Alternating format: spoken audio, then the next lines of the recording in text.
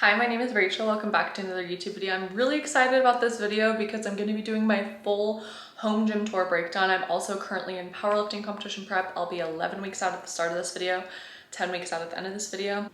So this is my home gym. I'm going to go over that in detail in the video. This is my dog, Pretzel. Hi, Pretzel.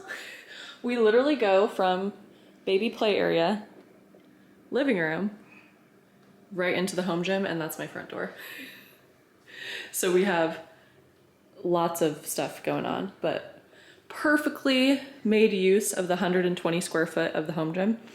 This is the squat rack, bench, combo rack, all of the attachments I'll talk about in the video, dumbbell rack, all of the dumbbells, 10 pounds all the way up through 90s.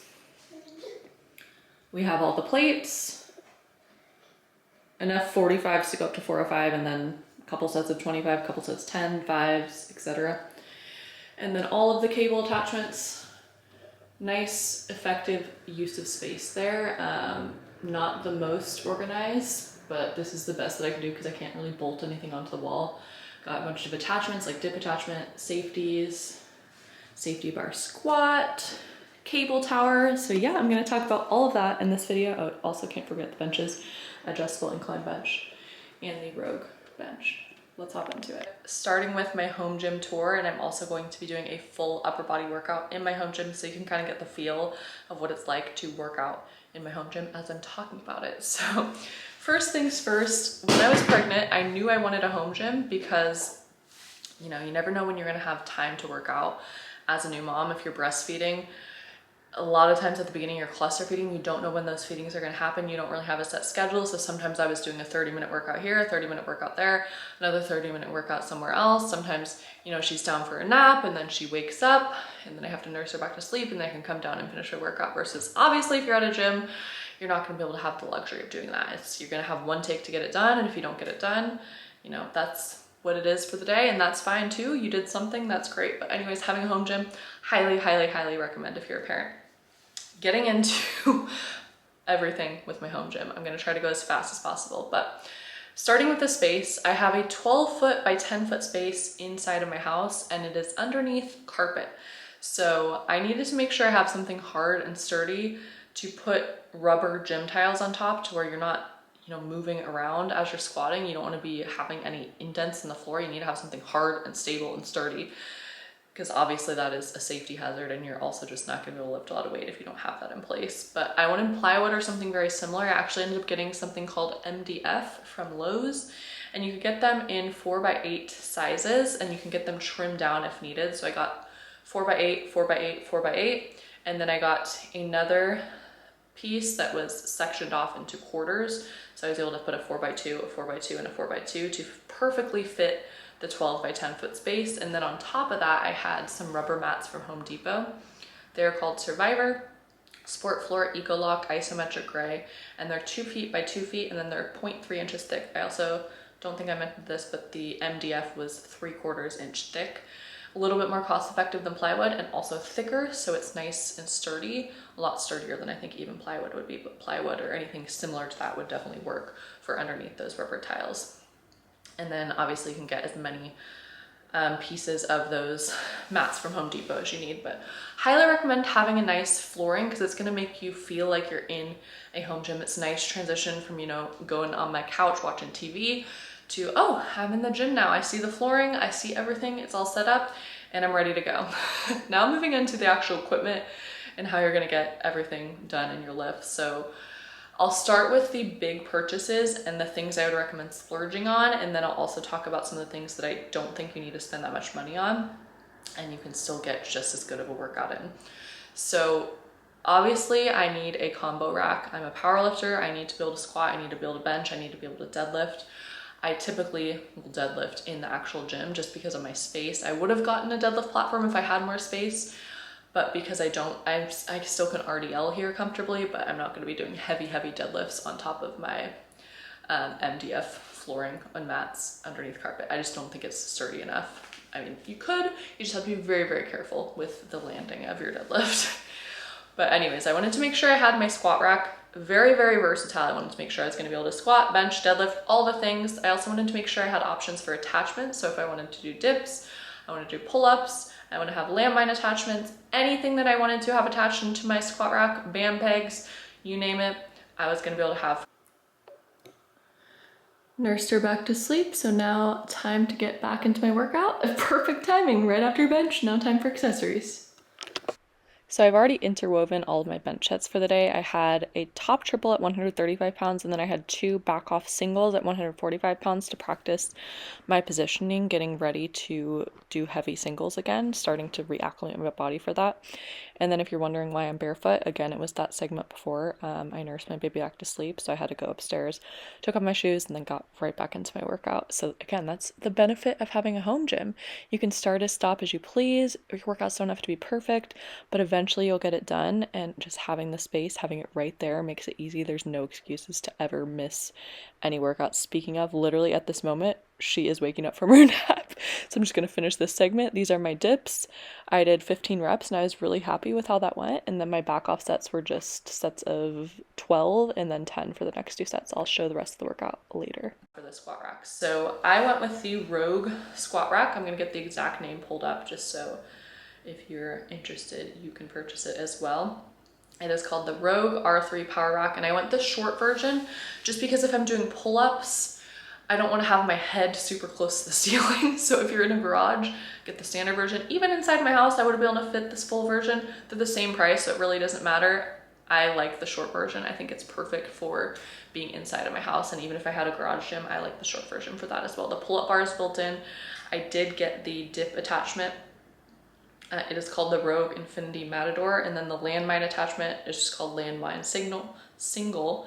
And I also got a Rogue flat bench. Those were all my purchases from Rogue, so those are the higher ends things that I would recommend spending a little bit more money on. The next higher end thing that I would recommend spending more money on is the cable tower. So I went with the Bells of Steel cable tower.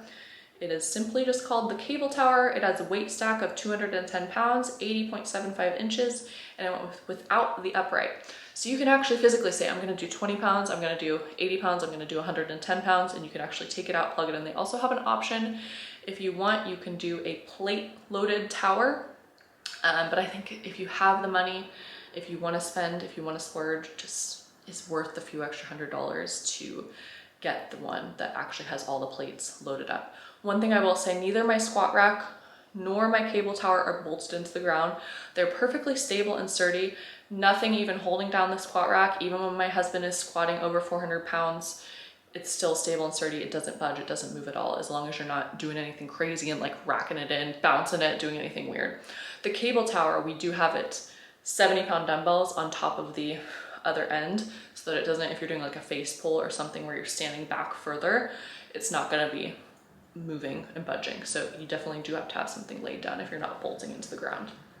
So moving on to the dumbbells now. So obviously dumbbells aren't necessarily essential for your home gym, neither is a cable tower. If you had nothing else for your home gym, I would recommend literally just get a combo rack and get plates, get a barbell. You can do anything on a squat rack that you need. Anything that you can do with dumbbells, you can do with a barbell. But if you have the space, if you have the room, if you have the money for it, I would recommend getting dumbbells. I did go with Titan for my dumbbell holder. I also got another smaller dumbbell holder on Amazon. So my smaller dumbbells from 10 to 30 pounds are in that Amazon holder. And then in the Titan holder for the dumbbells, I have all the dumbbells from 35s to 90s, and then the 70s are just bolting down the cable tower. So I have 5-pound increment dumbbells from 10s to 60s, and then I have 10-pound increments, the 60s, 70s, 80s, and 90s. So obviously as you're gonna get up in weights, the dumbbells are gonna be more expensive. If you don't have a lot of room, if you're tight on budget, just get a pre-loaded dumbbell set. You can get it to where you can have just one dumbbell set, and it can, I think it goes from like 10 to 60 pounds, but it is a nice feel, a nice thing to be able to just go up, grab the dumbbells you need, put them back. You feel like you're actually in a gym if you have the space, if you have the money for it. I would recommend getting dumbbells.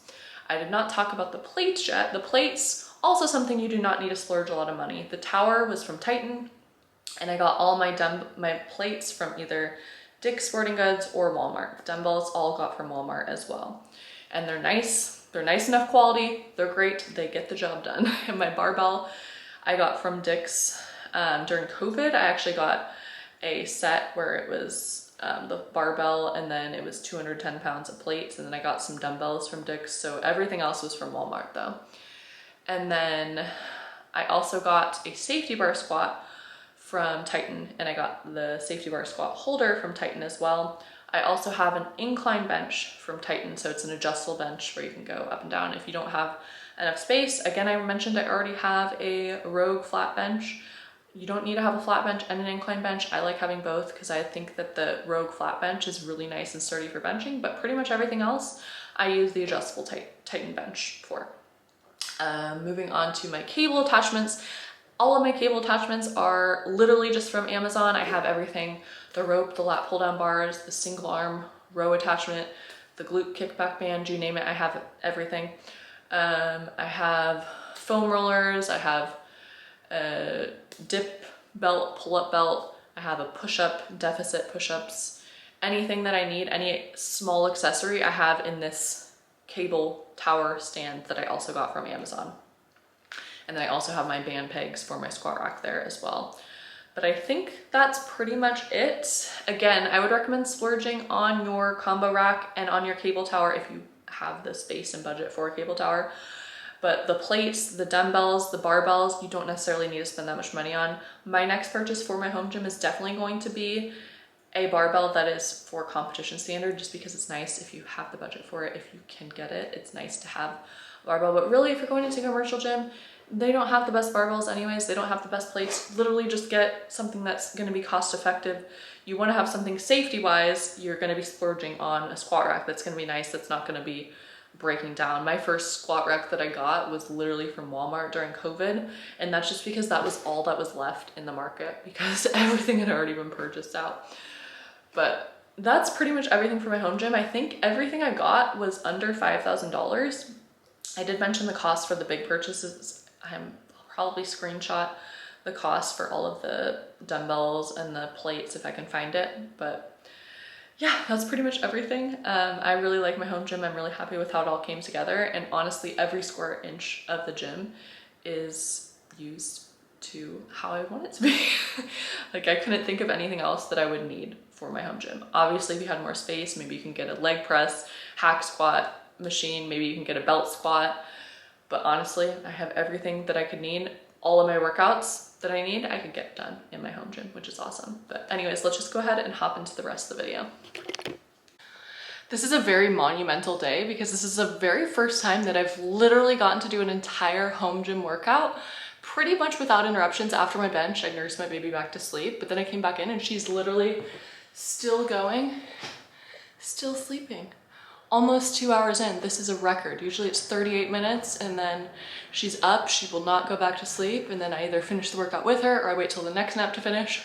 But monumental moment, and just because I have 10, why not? I'm gonna see how many pull-up reps I can do after the very end of my upper body day. I'm thinking at least 8.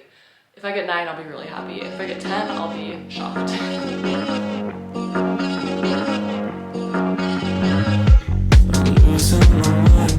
Taste of your touch, how bad as a kid, how bad as a kid.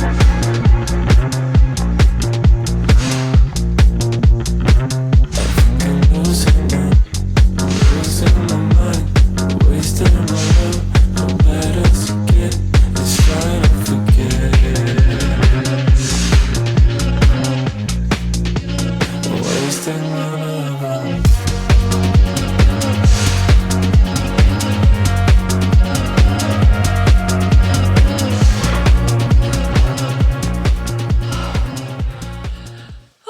I'm pretty happy with that.